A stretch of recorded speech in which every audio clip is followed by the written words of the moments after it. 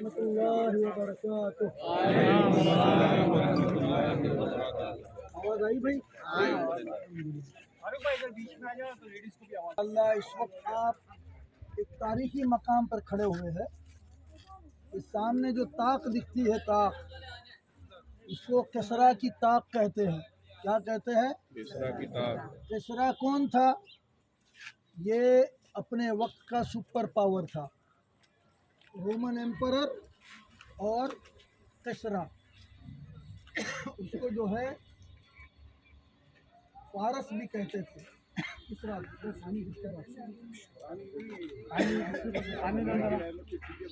رسول صلی اللہ علیہ وسلم کو اللہ کی طرف سے یہ حکم ہوا تھا کہ اے میرے محبوب، اب آپ جو ہے میری وحدانیت اور آپ کی رسالت کا اعلان دنیا کے بڑے بڑے بادشاہوں تک پہنچا دو۔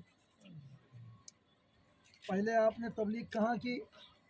اپنے گھر میں، بعد میں قبیلہ، خاندان، اہل مکہ، طائف، پھر وہاں سے مدینہ منورہ، اور مدینہ منورہ سے آپ نے قاصدوں کو بھیجا جو اس وقت کے بڑے بڑے بادشاہ تھے، رومن ایمپرر، وہ لوگ سب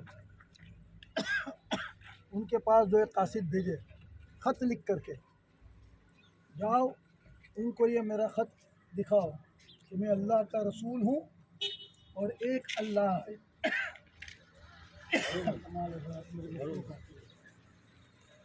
اس وقت جو ہے اللہ کے رسول صلی اللہ علیہ وسلم نے السلام علیکم صلی اللہ علیہ وسلم نے دو بڑے بادشاہوں کو قاصد بھیجے، بلکہ تین۔ ایک فارس، یہاں پر فارس کا بادشاہ تھا، ہرکولس کا نام سنا ہے نا آپ لوگوں نے؟ رستم کا نام سنا ہے؟ یہ سب اسی کے پیادے تھے۔ ان کو بڑا فخر تھا، بڑے مغرور اور متکبرین میں سے تھے۔ یہ یوں سمجھتے تھے کہ دنیا میں جینے کا حق صرف ہم کو ہے اور کسی کو نہیں،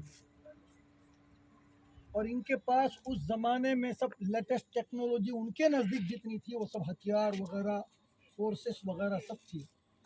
ایک ان کا پہلوان جس کا نام رستم تھا، اس میں ایسی طاقت تھی کہ اگر وہ اپنے تیر کو کالے پتھروں کی چٹان یا پہاڑ کے اوپر مار دیتا تھا تو پہاڑ کے اندر جو ہے وہ سوراخ ہو جاتا تھا، اس میں اتنی طاقت تھی۔ لیکن جب صحابہ اکرام کے ساتھ میں اس کا مقابلہ ہوا تو اس کے تیر آتے تھے، صحابہ کے جسم پہ لگ کر کے گر جاتے تھے۔ اس نے یہ منظر دیکھا تو وہ میدان چھوڑ کر کے بھاگا۔ جب وہ بھاگنے لگا تو اس کی قوم کے لوگ کہنے لگا، اے رستم، تیری رستمی کہاں چلے گئی؟ آج تو میدان چھوڑ کے بھاگ رہا ہے۔ اس وقت جو ہے اس نے کہا کہ میں انسانوں سے تو جو ہے لڑ سکتا ہوں، لیکن یہ تو دیو ہے، دیو۔ وہ اپنے زمانے میں وہ لوگ دیو بولتے تھے، بولے یہ تو دیو آمد ہے، ان سے میں کیسے لڑوں جہاں میرے تیر جو ہے پہاڑوں کو چھل نہیں کرتے تھے، ان کے جسم پہ لگ کر کے نیچے گر جاتے ہیں۔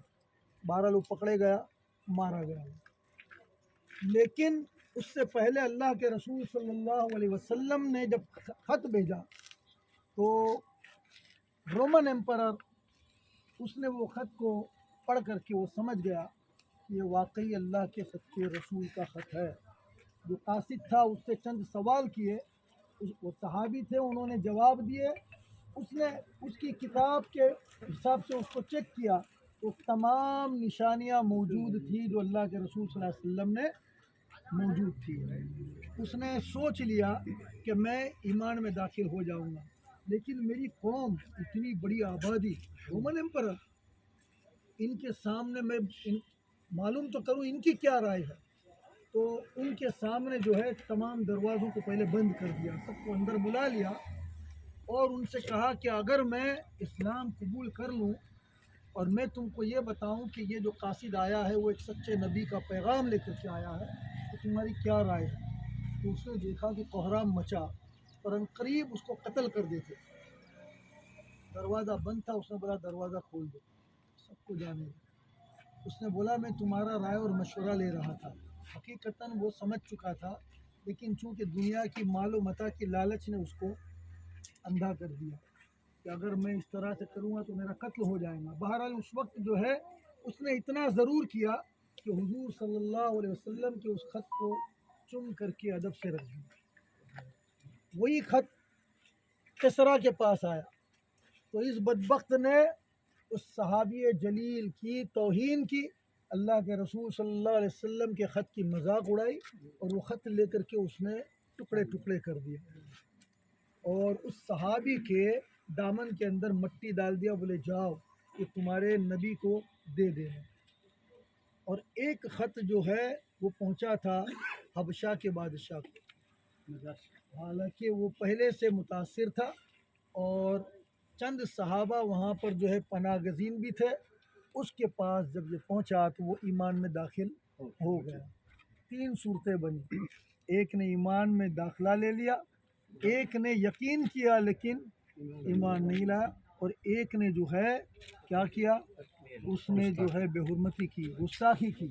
اللہ کے رسول صلی اللہ علیہ وسلم کے پاس جب یہ تمام خبریں پہنچی اور وہ صحابی جو اپنے دامن میں مٹی لے کر کے آئے تھے انہوں نے واقعہ سنایا، کہا قریب اس کی سلطنت کے ٹکڑے ٹکڑے ہو جائیں گے، اور یہ مٹی جو ہے اس نے اپنی زمین ہمارے حوالے کر دی، اور عنقریب مسلمان جو ہے وہ اس کے ملک کو فتح کر لیں گے، اور اس کے ہاتھ میں جو سونے کے کنگن جو ہے، اس زمانے میں لوگ جو ہے بادشاہ جو ہے سونے کے کنگن وغیرہ پہنا کرتے تھے، تاج پہنا کرتے تھے، تو کہا اس کے ہاتھ کے سونے کے کنگن میرا ادنا صحابی جو دیہات کا ہے اس کے ہاتھ میں پہنائے جائیں گے، مطلب اس کا مال غنیمت پورا جمع ہو کر کے آئیں گے۔ اللہ کے رسول صلی اللہ علیہ وسلم نے یہ پیشین گوئی کر دی۔ بول بیٹا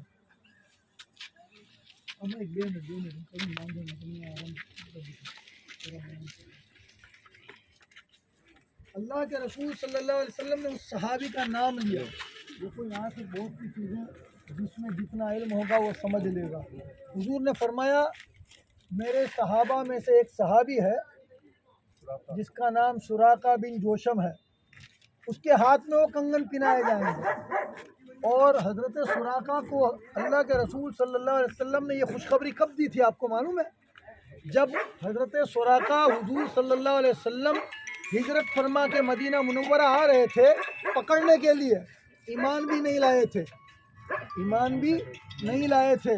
اس وقت آپ نے کہا تھا اے سراقہ وہ کیسا وقت ہوگا جب تیرے ہاتھ میں سونے کے کنگن ہوگا، جب وہ ایمان بھی نہیں لایا تھا۔ آپ کو معلوم تھا ایمان لائیں گا اس کو اللہ تعالیٰ اتنی زندگی عطا کرے گا، اور وہ سونے کے کنگن وہ جو فتح ہوگا کسریٰ اس کے ہاتھ میں پہنائے جائیں گے۔ کتنا علم غیب آپ نے بتایا، کتنا علم غیب بتایا آپ نے، آپ اندازہ لگاؤ۔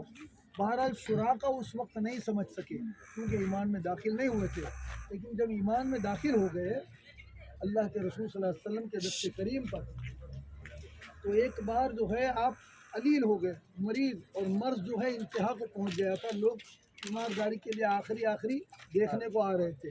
ان میں سے کسی صحابی نے کہا کہ عنقریب تم اللہ کے رسول صلی اللہ علیہ وسلم سے جا کر کے ملو گے، تو وہ اپنے بستر سے کھڑے ہو گئے اور کہنے لگے قسم خدا کہ اس وقت تک میں نہیں مروں گا جب تک کہ وہ کنگن میرے ہاتھ میں نہ آ جائے، اس لیے کہ اللہ کے رسول نے فرمایا ہے، تو اس سے پہلے میں کیسے مروں گا؟ یہ ان کا ایمان تھا۔ بہرحال حضرت عمر کے دور کے اندر کسریٰ فتح ہوا۔ یہ کسریٰ جیسے میں بولتا ہوں فتح ہوا، اتنی دیر میں فتح نہیں ہو گیا تھا بھائی۔